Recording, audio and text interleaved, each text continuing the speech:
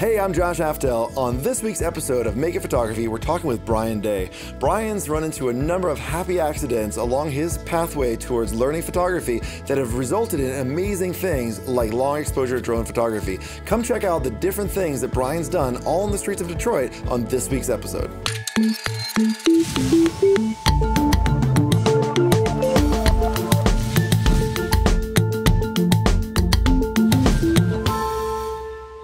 How's it going, Brian? Great, how are you? I'm awesome. Thanks a lot for being on the show. Thank you so much for having me.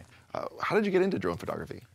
Well, I love to experiment with photography, obviously, and I noticed that the companies like DJI were starting to come out with drones that had higher quality cameras on them.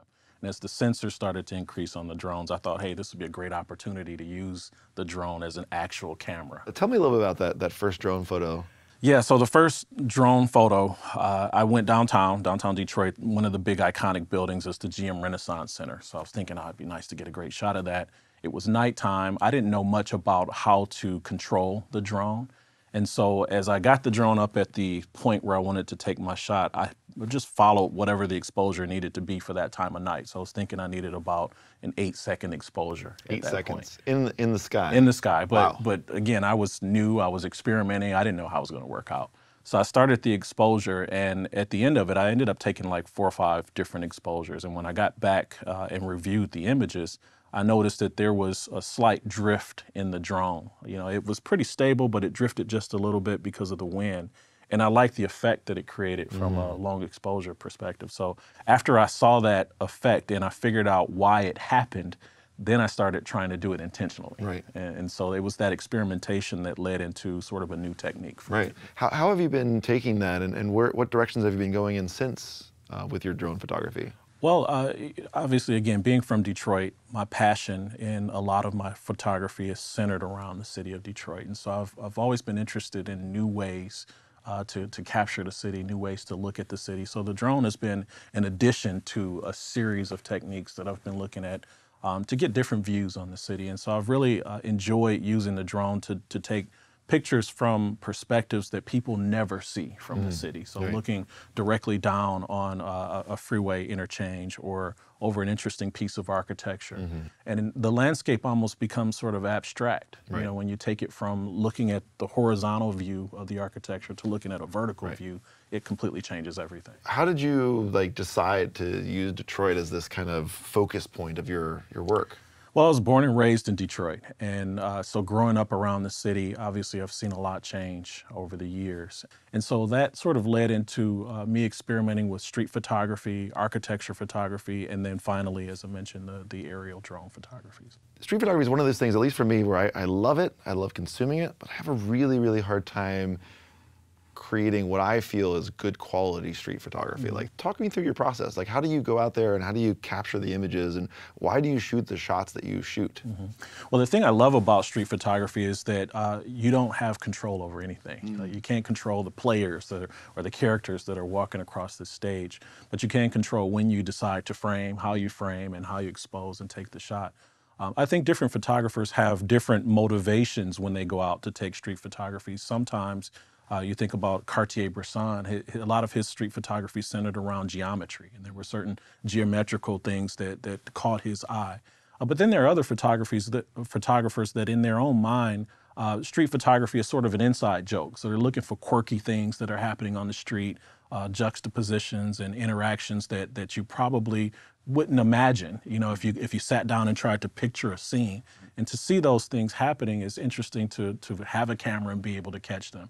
So when I go out on the street, I'm looking for those moments where it's something that you look at it and go, wow, that's pretty quirky, that's pretty odd, and trying to be ready for that, but also doing it in the context of good composition and good light. And I think the reality with street photography is there's a lot more bad shots than good shots, because again, you don't control anything. So I think the key is to look at your images afterwards and go through that process of editing and sorting out and learning to know what to look for. The images that I'm drawn most to are images where there's a central subject, there's the main thing that's going on, But if you look around the frame, there's other little interesting depth things to that, it. that as you examine the frame, you go, oh, wow, that's pretty weird. That's happening in the background. So those are the kinds of images that really jump out to me, where there's more than one thing happening and that's interesting in the frame. Another style of photography that you've done, like some of your long exposure stuff, you had your time traveler series, which was really fun. Tell me a little bit about that style of photography that you've done and why you did that one. Yeah. So, and that's one thing I've enjoyed about experimenting with different types of photography, the street photography, landscape, cityscape, long exposure, and aerial. You know, once I've practiced them for so long, eventually you kind of get the idea to try to combine some of them and mix them together.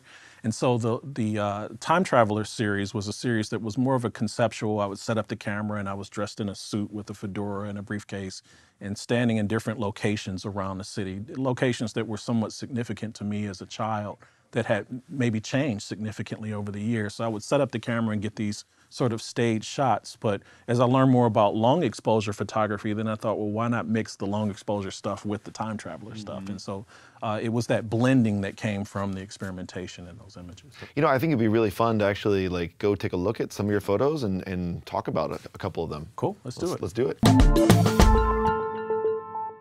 This is a wonderful photo, and I wanted you to tell us a little bit about this, because I was really amazed when you told me like how and when you took this photo. Yeah, I'd only had my camera for about 3 or 4 days when I took this picture. I didn't know a lot about my settings, and I was shooting in aperture priority mode, and the ISO was like ISO 200 or something like that. I think it was an eighth of a second was this shot. Yes. And so, and yet you got it still. Yeah. You got it sharp, and it was an eighth of a second, and you were a newbie. Yeah. So I guess the smart thing I did was I stabilized myself when I took the shot, and so you get some interesting effects when you combine even short long exposures, an eighth of a second, a tenth of a second. These are some of your time traveler series. Yeah. What's going on here? Yeah, so this series was born again from my interest as a child in a number of locations that had changed over the years. During the course of this series, which the idea was that I was this time traveler and I was appearing in these locations around the city that were changing, but the consistent thing was that I was always in a suit with a briefcase and a fedora. So these scenes were all found scenes, if you will, and on this particular day I had left to go out on my lunch break to look for a shot. And I came down the street and there were shoes being dumped into the street by a dump truck. What I found out later, well, the reason that I found out later is there was a local artist, a guy by the name of Tyree Guyton, who was actually going to give these shoes away to homeless people. So it was a scene that obviously I came upon, but this was the point where it was totally random. It was just shoes being thrown into the street. And I thought, hey, that looks like an interesting moment in the Time Traveler series. Yeah, definitely. This is actually a city monument that you see here to United Auto Workers or laborers. It's one of those moments where you look for that main thing, but then hopefully there's other interesting things happening in the background there.